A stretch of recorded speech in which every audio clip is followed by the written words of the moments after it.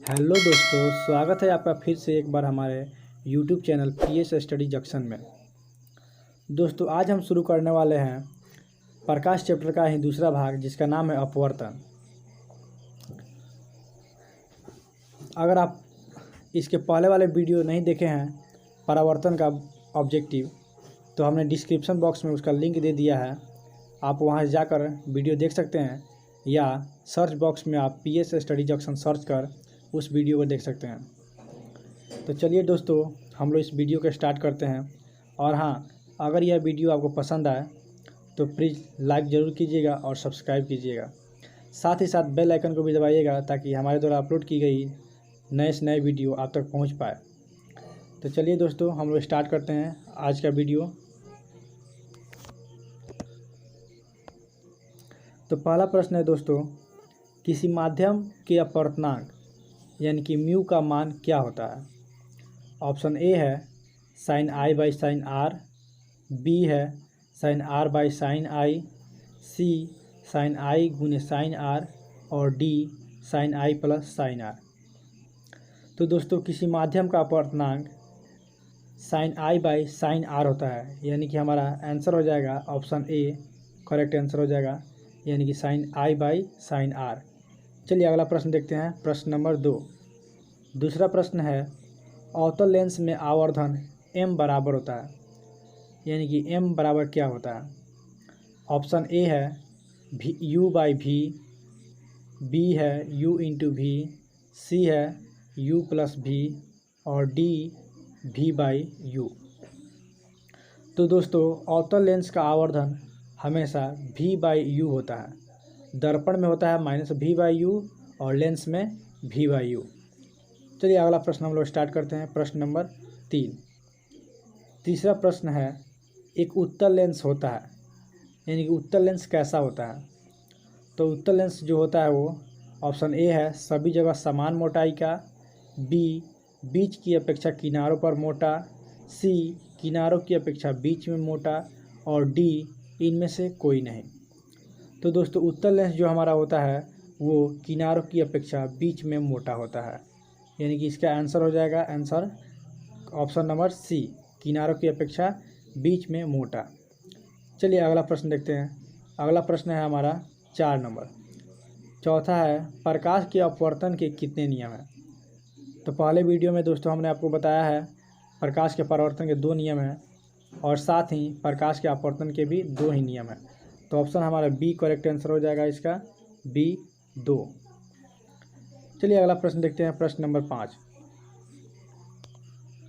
पांचवा प्रश्न है, किस लेंस के द्वारा सिर्फ काल्पनिक प्रतिबिंब बनता है?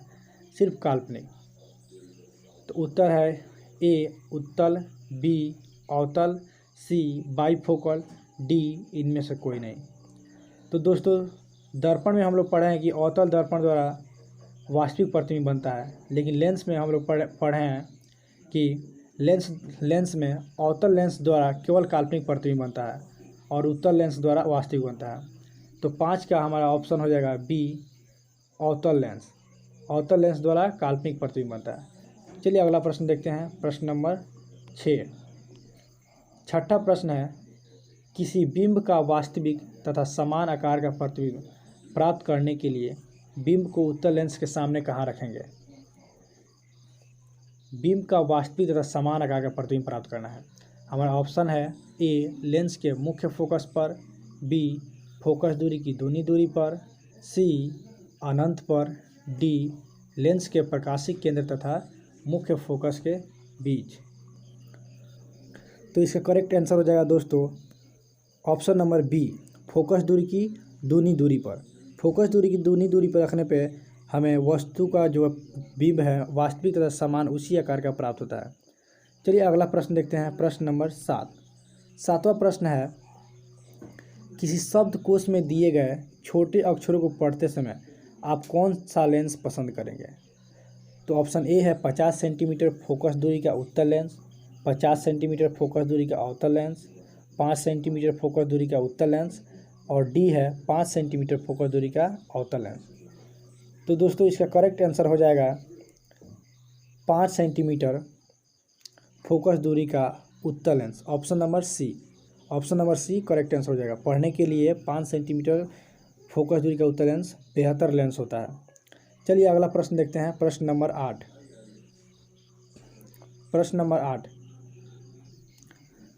दोस्तों हमारा 8वां प्रश्न है, निम्न में कौन सा पदार्थ लेंस बनाने के लिए प्रयुक्त नहीं किया जाता है? तो ऑप्शन ए है कांच, बी मिट्टी, सी जल और डी प्लास्टिक। तो दोस्तों लेंस बनाने के लिए हम लोग मिट्टी का उपयोग नहीं करते हैं, तो ऑप्शन बी हो जाएगा करेक्ट आंसर। यहाँ पे ऑप्शन छिप गया है, लेकिन 2 नंबर में जो मिट्टी है वही हो जाएगा करेक्ट आंसर। चलिए अगला प्रश्न देखते हैं, प्रश्न नंबर 9।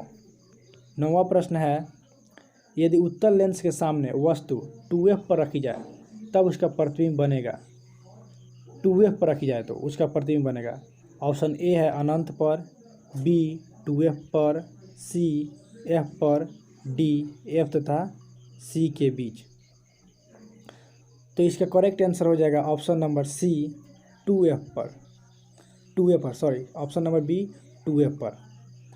2f पर रखने पे उसका समान प्रतिबिंब बनता है, 2f पर ही बनेगा। चलिए अगला प्रश्न हम लोग देखते हैं, प्रश्न नंबर 10। सरल सूक्ष्मदर्शी में किसका उपयोग किया जाता है? ऑप्शन ए है उत्तल लेंस का, बी अवतल लेंस का, सी उत्तल दर्पण का और डी अवतल दर्पण का। तो दोस्तों इसका आंसर हो जाएगा ऑप्शन नंबर ए उत्तल लेंस का। ऑप्शन नंबर ए हमारा करेक्ट आंसर हो जाएगा उत्तल लेंस का। चलिए अगला प्रश्न देखते हैं, प्रश्न नंबर 11। प्रश्न नंबर 11, किस लेंस द्वारा केवल काल्पनिक प्रतिबिंब बनता है? तो ऑप्शन ए है अवतल लेंस द्वारा, बी उत्तल लेंस द्वारा, सी बाइफोकल लेंस द्वारा या डी इनमें से कोई नहीं। तो दोस्तों इसका करेक्ट आंसर हो जाएगा ऑप्शन नंबर ए अवतल लेंस द्वारा। अवतल लेंस द्वारा केवल काल्पनिक प्रतिबिंब बनता है। तो चलिए हम लोग अगला प्रश्न देखते हैं, प्रश्न नंबर 12। 12वां प्रश्न है, यदि वस्तु उत्तल लेंस के फोकस तथा फोकस दूरी की दूरी के बीच हो तो प्रतिबिंब कैसा होगा? काल्पनिक सीधा तथा छोटा बनेगा, काल्पनिक उल्टा तथा बड़ा बनेगा, वास्तविक उल्टा तथा छोटा बनेगा या वास्तविक उल्टा तथा बड़ा बनेगा। तो दोस्तों इसका आंसर हो जाएगा ऑप्शन नंबर डी वास्तविक उल्टा तथा बड़ा बनेगा। ऑप्शन नंबर डी इसका करेक्ट आंसर हो जाएगा। चलिए अगला प्रश्न देखते हैं, प्रश्न नंबर 13। उत्तल लेंस को डैश डैश लेंस भी कहा जाता है। ऑप्शन ए है अभिसारी, बी अपसारी, सी बाइफोकल और डी इनमें से कोई नहीं। तो दोस्तों इसका करेक्ट आंसर हो जाएगा ऑप्शन नंबर ए अभिसारी। उत्तल लेंस को अभिसारी लेंस भी कहा जाता है। चलिए अगला प्रश्न देखते हैं, 14 नंबर।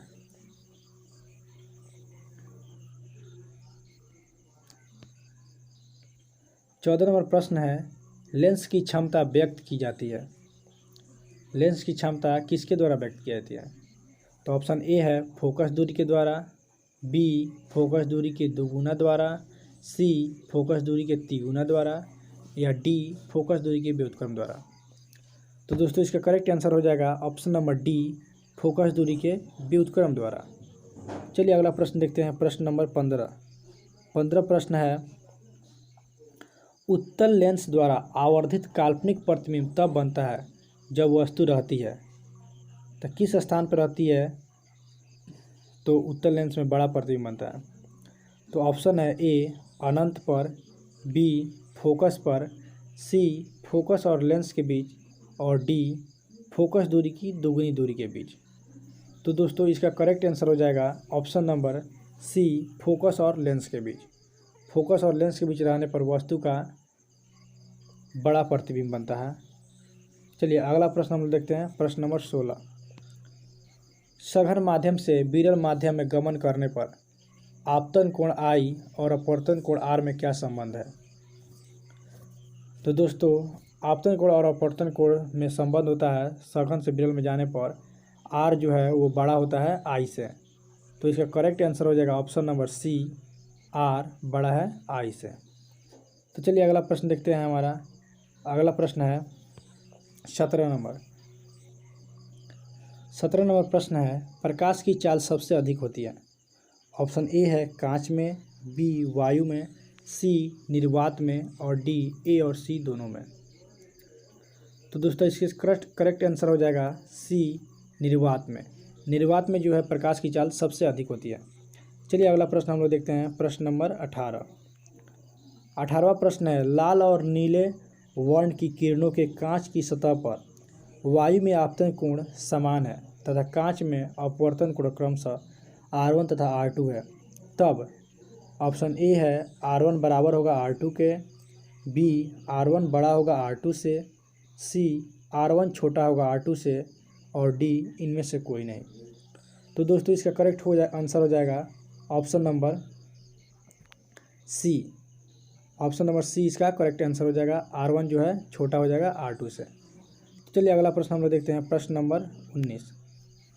19वां प्रश्न है, स्नेल के नियम अनुसार होता है। सेल नहीं दोस्तों, यहाँ पे स्नेल होगा, स्नेल, ऐसे स्नेल के नियम। तो स्नेल का नियम क्या कहता है? तो म्यू बराबर sine I by sine are, B में म्यू बराबर साइन आई प्लस साइन डी, सी में म्यू बराबर sine I minus sine R या डी इनमें से कोई नहीं। तो दोस्तों स्नेल का नियम कहता है कि म्यू बराबर sine I by sine are होता है। चलिए अगला प्रश्न देखते हैं, प्रश्न नंबर 20। 20वां प्रश्न है, आभासी प्रतिबिंब का निर्माण होता है। आभासी यानी कि काल्पनिक प्रतिबिंब। तो ऑप्शन ए है केवल उत्तल लेंस में, बी केवल अवतल लेंस में, सी दोनों लेंसों में, डी किसी लेंस में नहीं। तो दोस्तों ये तीसरा बार हम लोग का प्रश्न हो गया ये आभासी प्रतिबिंब वाला। तो आभासी प्रतिबिंब का निर्माण केवल बाई केवल अवतल लेंस में होता है। ये तो आपको आना ही चाहिए, केवल अवतल लेंस में। चलिए अगला प्रश्न देखते हैं, प्रश्न नंबर 21। 21 प्रश्न है, लेंस की क्षमता P बराबर होता है। P बराबर क्या होता है? ऑप्शन ए है F, बी है V, सी है 1/V और डी है 1/F। तो दोस्तों इसका करेक्ट आंसर हो जाएगा डी 1/F। 1/F इसका करेक्ट आंसर हो जाएगा, लेंस की क्षमता। चलिए अगला प्रश्न देखते हैं, प्रश्न नंबर 22। 22वां प्रश्न है, लेंस की क्षमता का SI मात्रक है। लेंस की क्षमता का SI मात्रक। तो लेंस की क्षमता का SI मात्रक ऑप्शन ए है मीटर, बी मीटर प्रति सेकेंड, सी न्यूटन, डी डायोप्टर। तो लेंस की क्षमता का SI मात्रक होता है डायोप्टर। ऑप्शन नंबर डी सही आंसर हो जाएगा, डायोप्टर। चलिए अगला प्रश्न देखते हैं, प्रश्न नंबर 23। 23 नंबर प्रश्न है, पानी के भीतर तैरते मनुष्य को किनारे पर स्थित मीनार की ऊंचाई कैसी लगेगी? यानी पानी के भीतर कोई मनुष्य जो तैर रहा है और उसके किनारे कोई मीनार है तो उसकी ऊंचाई उसे कैसी लगेगी? तो ए ज़्यादा लगेगी, बी कम लगेगी, सी जितनी है उतनी लगेगी या डी इनमें से कोई नहीं। तो इसका करेक्ट आंसर हो जाएगा ए ज़्यादा लगेगी। ऑप्शन नंबर ए ज़्यादा लगेगी। चलिए अगला प्रश्न देखते हैं हम लोग, प्रश्न नंबर 24। 24 नंबर है, शीशे के स्लैब से जब प्रकाश का अपवर्तन होता है तो उसमें क्या पैदा होता है? ए विचलन पैदा होता है, बी विचलन पैदा नहीं होता है, सी पार्श्व विस्थापन होता है और डी विचलन नहीं होता पर पार्श्व विस्थापन होता है। तो दोस्तों इसका करेक्ट आंसर हो जाएगा ऑप्शन नंबर डी, विचलन नहीं होता पर उसमें पार्श्व विस्थापन होता है। चलिए अगला प्रश्न देखते हैं हम लोग, प्रश्न नंबर 25 यानी कि 25। कौन सा लेंस अपसारी लेंस भी कहलाता है? यानी कि अपसारी लेंस किसे कहा जाता है? ए है अवतल लेंस को, बी उत्तल लेंस को, सी अवतल एवं उत्तल दोनों लेंस को और डी इनमें से कोई नहीं। तो दोस्तों अपसारी लेंस अवतल लेंस को कहा जाता है, अपसारी अवतल लेंस को अपसारी कहा जाता है। चलिए अगला प्रश्न देखते हैं, प्रश्न नंबर 26। 26 नंबर प्रश्न है, निम्नलिखित में कौन सी वस्तु वास्तविक प्रतिबिंब बना सकता है? ऑप्शन ए है कांच की समतल पट्टी, बी अवतल लेंस, सी उत्तल लेंस, डी इनमें से कोई नहीं। तो इसका करेक्ट आंसर हो जाएगा ऑप्शन नंबर सी उत्तल लेंस। केवल उत्तल लेंस ही वास्तविक प्रतिबिंब बनाता है। चलिए अगला प्रश्न देखते हैं, प्रश्न नंबर 27। 27 नंबर प्रश्न है, प्रकाश की एक किरण जब विरल माध्यम से सघन माध्यम में आती है तो वह ऑप्शन ए है अभिलंब से दूर मुड़ जाती है, बी सीधी निकल जाती है, सी अभिलंब की दिशा में जाती है, या डी अभिलंब की ओर मुड़ जाती है। तो दोस्तों प्रश्न है प्रकाश की किरण जब विरल माध्यम से सघन माध्यम जाती है, तो दोस्तों इसका करेक्ट आंसर हो जाएगा ऑप्शन नंबर ए, ऑप्शन नंबर डी अभिलंब की ओर मुड़ जाती है, अभिलंब की ओर मुड़ जाती है। चलिए अगला प्रश्न देखते हैं, प्रश्न नंबर 28वां प्रश्न है जब प्रकाश की एक किरण एक माध्यम से दूसरे माध्यम में जाती है तो अपने पूर्व पथ से विचलित हो जाती है, इसे कहते हैं प्रकाश का परावर्तन, बी प्रकाश का अपवर्तन, सी प्रकाश का विक्षेपण, और डी इनमें से कोई नहीं। तो इसका करेक्ट आंसर हो जाएगा ऑप्शन नंबर बी प्रकाश का अपवर्तन। चलिए अगला प्रश्न देखते हैं, प्रश्न नंबर 29।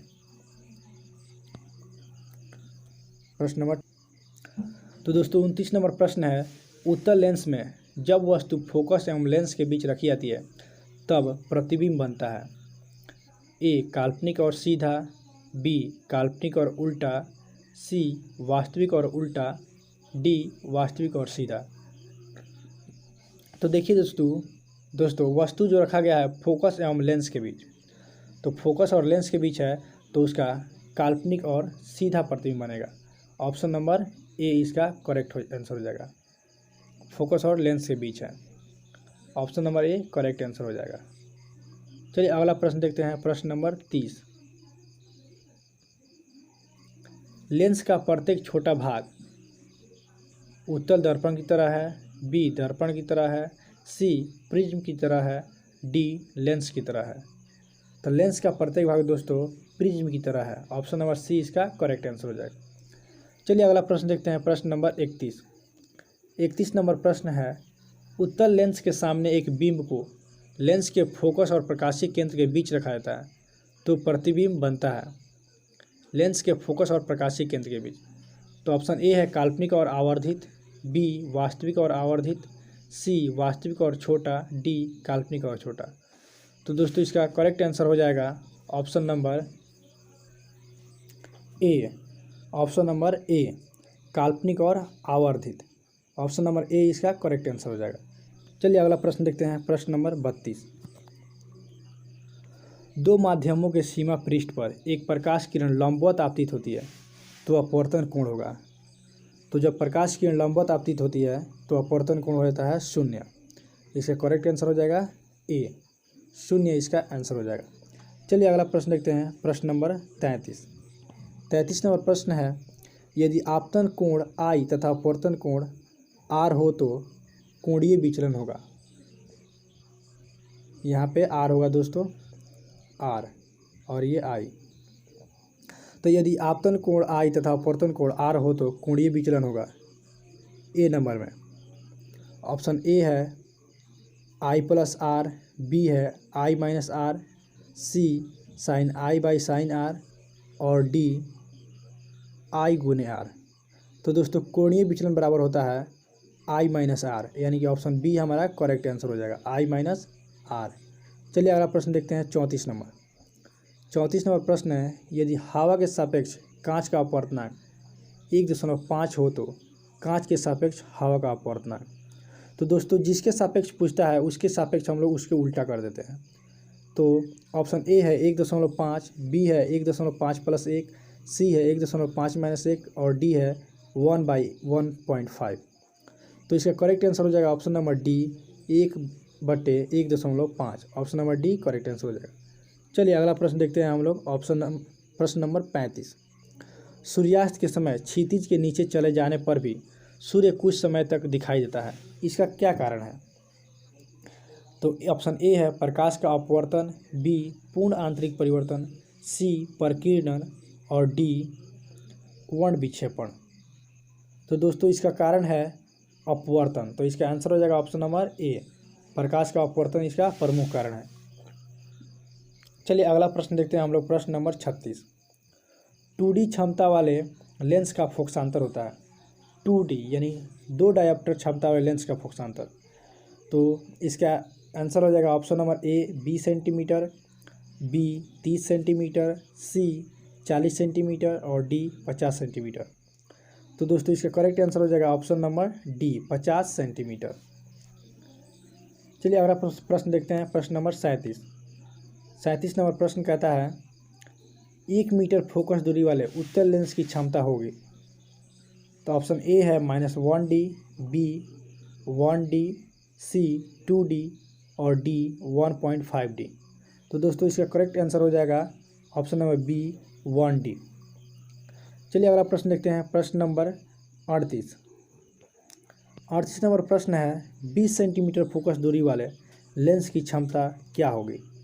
20 सेंटीमीटर फोकस दूरी वाले, तो ऑप्शन ए है +5 डायोप्टर, ऑप्शन बी है -5 डायोप्टर, ऑप्शन सी है +20 डायोप्टर और ऑप्शन डी है -20 डायोप्टर।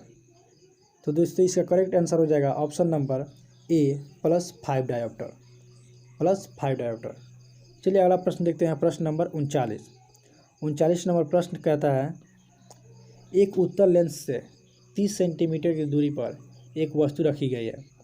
लेंस से उतनी ही दूरी पर वास्तविक प्रतिबिंब प्राप्त होता है, तो लेंस की फोकस दूरी क्या है। देखिए दोस्तों दूरी समान है, तो जब दूरी समान है और हम जानते हैं कि उसकी फोकस उसकी आधी होती है, तो इसका करेक्ट आंसर हो जाएगा option number C 15 centimetre. Option number C 15 centimetre. तो दोस्तों अगर आपको ये वीडियो अच्छा लगा है तो प्लीज़ लाइक कीजिएगा, सब्सक्राइब जरूर कीजिएगा और साथ ही बेल आइकन को भी दबा दीजिएगा, ताकि हमारे द्वारा बनाई गई अगली वीडियो आपके पास जल्द से जल्द पहुँचे और आप उसे देखकर समझ सकें और अपने स्टडी को आगे बढ़ा सकें। तो दोस्तों आज के लिए हम इतना ही रहने देते हैं, अगले वीडियो में फिर मिलते हैं। तब तक के लिए शुक्रिया।